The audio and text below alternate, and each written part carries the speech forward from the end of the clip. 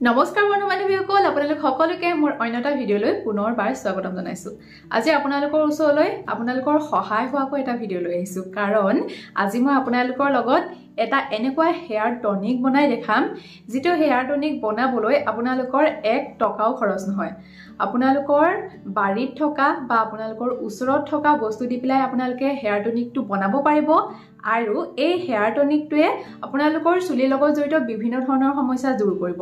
যেনে আপোনালোকৰ চুলি খৰা সমস্যা, চুলি নতুনকৈ নগজা সমস্যা, ঠাণ্ডা দিনত যে আমাৰ চুলিখিনি ফাটিবলৈ আৰম্ভ কৰে এই চুলি ফটা সমস্যাৰ লগতে আন বহুতো সমস্যা এই হেয়াৰ টনিকটোৱে দূৰ কৰাত সহায় কৰিব। তেনেহলে বেছি বক বক কৰি নাথাকি কিন্তু এই ৰেমেডি আৰু এই ৰেমেডিটো কেনেদৰে ব্যৱহাৰ কৰিব লাগে চাই লওক বলক। মোৰ হেয়াৰ টেক্সচাৰটো চাই আপোনালোকে ধৰিব পাৰিছে চাগে চুলিখিনি অকণমান তেলীয়া হৈ আছে। চুলিখিনি মোৰ ধুব লগা হৈ থকাৰ কাৰণে কালি ৰাতিয়ে মই তেল লগাই থৈছিলো। বহুত বেছি তেল লগোৱা নাই বাৰু যিখিনি নহওক এই ঠাণ্ডা সিজনত আমি চুলি ধোৱাৰ আগত মানে 2 ঘণ্টাৰ আগতেই হওক নাইবা আপোনালোকে গোটেই ৰাতিৰ কাৰণে অলপমান তেল লগাবলৈ চেষ্টা কৰিবচোন। আৰু সেই তেলখিনি যদি আপোনালোকে অকণমান গৰম কৰি লগায় তেতিয়াহ'লে আমাৰ যে এই চুলিখিনি আধাতে ছিগি যায় বা চুলিত যে এই আগফটা সমস্যা হয় সেইখিনি সমস্যাৰ পৰা আপোনালোকে হাত সাৰিব পাৰিব। যিহেতুকে আজি মই আপোনালোকৰ আগত এটা হেয়াৰ টনিক বনাই দেখাম বুলি কৈছিলো আৰু ব্যৱহাৰ কৰি দেখাম বুলি কৈছিলো। এয়া চাওক মই হেয়াৰ টনিকটো বনাই আনিলো আৰু প্ৰথমে মই আপোনালোকৰ আগত হেয়াৰ টনিকটো ব্যৱহাৰ কৰি দেখাম আৰু ইয়াৰ কি উপকাৰিতা আমি পাব পাৰিম সেইখিনি কৈ ল'ম। তাৰ পিছত মাজতে মই আপোনালোকক এই হেয়াৰ টনিকটো কেনেকৈ বনাইছো সেইটো দেখাই থাকিম। সেয়েহে ভিডিঅ'টো সম্পূৰ্ণকৈ চাই থাকিব। আৰু এতিয়া মই আপোনালোকৰ আগত এই হেয়াৰ টনিকটো ভালদৰে লগাই দেখাম। এটুকুৰা কটন লৈছো। কটন টুকুৰাৰ সহায়তে আজি মই এই হেয়াৰ টনিকটো চুলিত ব্যৱহাৰ কৰিম।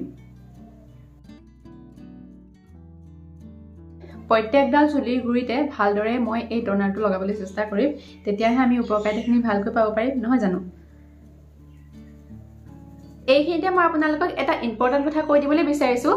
মই চুলিখিনি ধুম বুলি ভবাৰ কাৰণে কালি ৰাতি তেল লগাই থৈছিলো, কিন্তু আপোনালোকে চেষ্টা কৰিব তেল নলগোৱাকৈ এই হেয়াৰ টনিকটো চুলিত ব্যৱহাৰ কৰিবলৈ। এই টনাৰটো কেনেদৰে বনাইছো সেইটো মই আপোনালোকৰ লগত নিশ্চয়কৈ শ্বেয়াৰ কৰিমেই। তাৰ আগতে এই টনাৰটো ব্যৱহাৰ কৰিলে আমি কি উপকাৰিতা পাব পাৰিম সেই বিষয়ে অলপমান কৈ দিছো। এই টনাৰটো বনাবৰ কাৰণে প্ৰথমে মই ব্যৱহাৰ কৰিছো জবা ফুল আৰু জবা ফুলৰ পাত। 1 by 1 মই ইয়াৰ উপকাৰিতাখিনি কৈ গৈছো। প্ৰথমে জবা ফুলৰ পাত বা জবা ফুলে আমাৰ চুলি খৰা সমস্যাটো দূৰ কৰে। দ্বিতীয়তে ই আমাৰ চুলিৰ গুৰিৰ পৰা বেক্টেৰিয়েল ইনফেকচন যাক কোৱা হয় উফি সমস্যা দূৰ কৰাত সহায় কৰে। তৃতীয়তে আমাৰ চুলিৰ আগবিলাক যে ফাটে দুডাল হৈ যায় সেই আগ ফটা সমস্যাটো দূৰ কৰে। লগতে ই অকালতে চুলি পকা সমস্যাটো দূৰ কৰাত সহায় কৰে। তাৰ কাৰণে কিন্তু আপোনালোকে এই নেচাৰেল ৰেমেডিবিলাক ৰেগুলাৰলি ব্যৱহাৰ কৰি থাকিব। একেবাৰে শেষত ই আমাৰ একদম শুকান চুলিখিনি মিহি আৰু উজ্জ্বল কৰাত সহায় কৰে। দ্বিতীয়তে এই টনাৰটো বনাবলৈ মই দিছো পিঁয়াজ। পিঁয়াজৰ ৰসৰ উপকাৰিতাৰ কথা মই নকলেও আপোনালোকে হয়তো জানেই। পিঁয়াজে আমাৰ চুলিখিনি নতুনকৈ গজোৱাত সহায় কৰে। যেতিয়া আমাৰ চুলিখিনি গজিব তেতিয়া আমাৰ চুলিখিনি দীঘল হ'ব। দ্বিতীয়তে ই আমাৰ চুলিৰ গুৰিৰ পৰা উফি সমস্যাটো দূৰ কৰাত সহায় কৰে আৰু ই আমাৰ ইটচি স্কেল্প অৰ্থাৎ চুলিৰ গুৰিখিনি যে সেই খজুৱাই থকা তালুখন চাফা কৰাত সহায় কৰে। লগতে ই আমাৰ পকা চুলিখিনি ৰিভাৰ্চ কৰে। অৰ্থাৎ আপোনালোকে যদি পিঁয়াজৰ ৰস ৰেগুলাৰলি ব্যৱহাৰ কৰি থাকিব পাৰে তেতিয়াহ'লে এই পকা চুলিখিনি লাহে লাহে কলা কৰাত সহায় কৰিব। আৰু এই পিঁয়াজৰ ৰসে আমাৰ শুকান চুলিখিনি মিহি কৰাত সহায় কৰিব, চুলিখিনি মইশ্চাৰাইজ কৰি ৰাখিব। আৰু এটা মেইন ইম্পৰ্টেণ্ট বেনিফিট হ'ল যে এই বহুতৰে চাবচোন চুলিৰ আগডোখ নাইবা চুলিৰ মাজডোখ যে একদম টকলা হৈ যায়, টপা হৈ যায়, তেনেকুৱা ঠাইবিলাকতো যদি আপোনালোকে পিঁয়াজৰ ৰস লগাব পাৰে তেতিয়াহ'লে আপোনালোকৰ চুলি ডেফিনেটলি মই 100% নকওঁ কিন্তু 60% হ'লেও আপোনালোকৰ চুলি নতুনকৈ গজিবই। তৃতীয়তে এই হেয়াৰ টনাৰটোত মই ব্যৱহাৰ কৰিছোঁ নহৰু অৰ্থাৎ গাৰ্লিক। নহৰুৱে আমাৰ চুলিৰ গুৰিত তেজৰ চলাচলটো বৃদ্ধি কৰি দিয়ে, যাৰ ফলত আমাৰ চুলিখিনি নতুনকৈ বৃদ্ধি হয় আৰু চুলিখিনি গ্ৰোথ হ'লে আমাৰ চুলিখিনি দীঘল হ'ব, আমাৰ চুলিখিনি ভলিউমানাইজ হৈ পৰিব। দ্বিতীয়তে ই আমাৰ চুলিৰ গুৰিত হোৱা বেক্টেৰিয়েল ইনফেকচন বা উফি সমস্যা দূৰ কৰিব। তাৰপিছতে আপোনালোকে যদিহে যিকোনো ধৰণৰ তেল বিশেষকৈ মিঠাতেল নাইবা নাৰিকল তেলৰ লগত যদিহে নহৰু অলপমান পিচি পেলাই ব্যৱহাৰ কৰিব পাৰে তেতিয়াহ'লে আপোনালোকৰ চুলিৰ আগফটা সমস্যাটো ডেফিনেটলি দূৰ কৰাত সহায় কৰিব। 100% দূৰ হ'ব বুলি নকওঁ, ৰেগুলাৰলি যদি আপোনালোকে ব্যৱহাৰ কৰে 100%এই দূৰ হ'ব। যদি লাহে লাহেকৈ আপোনালোকে ব্যৱহাৰ কৰি থাকে আপোনালোকে নিশ্চয়কৈ দেখিব 60% হ'লেও আপোনালোকৰ চুলিৰ আগফটা সমস্যা ই দূৰ কৰিছে। মুঠৰ ওপৰত এই হেয়াৰ টনাৰটোৱে আমাৰ চুলিৰ লগত জড়িত গোটেইখিনি সমস্যা যেনে চুলি সৰা সমস্যা, চুলিখিনি নগজা সমস্যা, চুলি আগফটা সমস্যা এইবিলাক দূৰ কৰি চুলিখিনি মিহি, উজ্জ্বল আৰু দীঘল কৰি তোলাত সহায় কৰিব। এতিয়া চাওঁ আহক এই টনাৰটো কেনেদৰে বনাব লাগে। টনাৰটো বনাবৰ কাৰণে দেখা পাইছেই মই ৰঙা জবা লৈছোঁ। ৰঙা জবাটো আমাৰ চুলিৰ কাৰণে বেছি ভাল হয় আৰু ৰঙা জবা প্ৰায় 7 পাহমান লৈছোঁ আৰু পাত লৈছোঁ 10টামান। ভালদৰে ধুই লৈছোঁ। এতিয়া গেছৰ ওপৰত এখন কেৰাহী পাতি তাতে 1 গ্লাছৰ পৰিমাণে পানী দি দিছোঁ আৰু জবা ফুল লগতে জবা ফুলৰ পাতখিনিও দি দিছোঁ। পাতখিনি আৰু ফুলখিনি দিওঁতে এটা কথা মন কৰিছে, জবা ফুলৰ যিখিনি ঠাৰি আছে আৰু মাজৰ যিটো দীঘলীয়া অংশ আছে সেইটো মই আঁতৰাই দিছোঁ। এতিয়া এই জবা ফুল আৰু জবা ফুলৰ পাতৰ লগত মই এফাল পিঁয়াজ ভালদৰে পিচি দি দিছোঁ। আপোনালোকে ইয়াতকৈ সৰু এটুকুৰা পিঁয়াজ দিলেও হ'ব। তাৰপিছতে মই 2 ফুটা নহৰু লৈছোঁ। নহৰু ফুটাও মই ভালদৰে পিচি পেলাই জবা ফুলখিনিৰ লগত মিহলি কৰিছোঁ।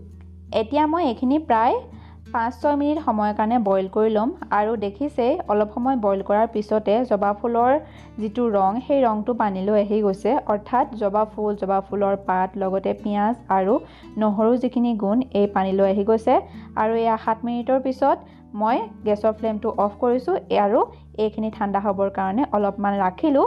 তাৰপিছতে এয়া চাওক এটা পাত্ৰত মই ট্ৰান্সফাৰ কৰি লৈছোঁ আৰু দেখিছে ইমান ধুনীয়া এটা হেয়াৰ টনাৰ কিমান সহজতে আৰু 1 টকা খৰচ নোহোৱাকৈ ৰেডি হৈ গ'ল আৰু কালাৰটো চাওকচোন ইমান ধুনীয়া হৈছে নহয়নে?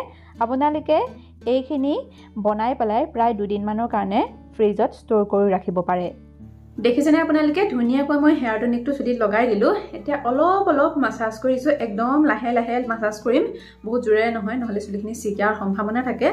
অলপমান মাছাজ কৰি দিছোঁ যাতে চুলিৰ গুৰিলৈকে এই হেয়াৰ টনিকটো ভালদৰে সোমাই যাব পাৰে। আপোনালোকে দেখা পাইছে এই হেয়াৰ টনিকটো মই চুলিৰ আগখিনিটো অলপমান ব্যৱহাৰ কৰিলোঁ কিন্তু ভালদৰে ব্যৱহাৰ কৰিব পৰা নাই। এতিয়া মই বাথৰুমত গৈ ভালদৰে চুলিখিনি তিতি যোৱাকৈ এই হেয়াৰ টনিকটো ব্যৱহাৰ কৰি ল'ম, কাৰণ এই হেয়াৰ টনিকটোৰ যিটো টেক্সচাৰ একদম বিজলুৱা টাইপ হয়, ই আমাৰ চুলিৰ আগফটা সমস্যাটো দূৰ কৰিব আৰু আমাৰ চুলিখিনি মিহি কৰাত, আমাৰ চুলিখিনি উজ্জ্বল কৰাত আৰু মইশ্চাৰাইজ কৰি ৰখাত সহায় কৰিব। সো এতিয়া মই এই হেয়াৰ টনিকটো 2 ঘণ্টাৰ সময়ৰ কাৰণে এনেদৰে চুলিত ৰাখিম, তাৰপিছত মই শ্বেম্পু কৰি ধুই আহিম। বন্ধু বান্ধৱীসকল, আপোনালোকে বাৰু আজি এই ৰেমেডিটো কেনেকুৱা পালে? মই আপোনালোকৰ কাৰণে এনেকুৱা চিম্পল ৰেমেডিবিলাক শ্বেয়াৰ কৰিবলৈ চেষ্টা কৰোঁ যাতে আপোনালোকৰ 1 টকাও খৰচ নহয় আৰু আপোনালোকে বেনিফিটখিনি পাব পাৰে। হয় বাৰু কিছুমান ৰেমেডিত 2 টকা খৰচ হ'ব পাৰে, কিন্তু আমি কিবা এটা পাবৰ কাৰণে কিবা এটা হেৰুৱাবতো লাগিব নহয় জানো? আপোনালোকক 100% চুলিৰ লগত জড়িত সমস্যাবিলাক দূৰ হয় বুলি নকওঁ বাৰু, কিন্তু আপোনালোকৰ 40% নাইবা 60% চুলিৰ লগত জড়িত বিভিন্ন ধৰণৰ সমস্যা এই হেয়াৰ টনিকটোৱে দূৰ কৰাত সহায় কৰিব। সেয়েহে আপোনালোকেও ঘৰত এবাৰ এই হেয়াৰ টনিকটো বনাই চাওক আৰু বনাই ব্যৱহাৰ কৰি কেনে ফল পায় মোক কমেণ্ট কৰি জনাবলৈ নাপাহৰিব। তেনেহ'লে আজি ভিডিঅ'টো ইমানতে শেষ কৰিছোঁ। ভিডিঅ'টো চাই থকাৰ কাৰণে বহুত ধন্যবাদ।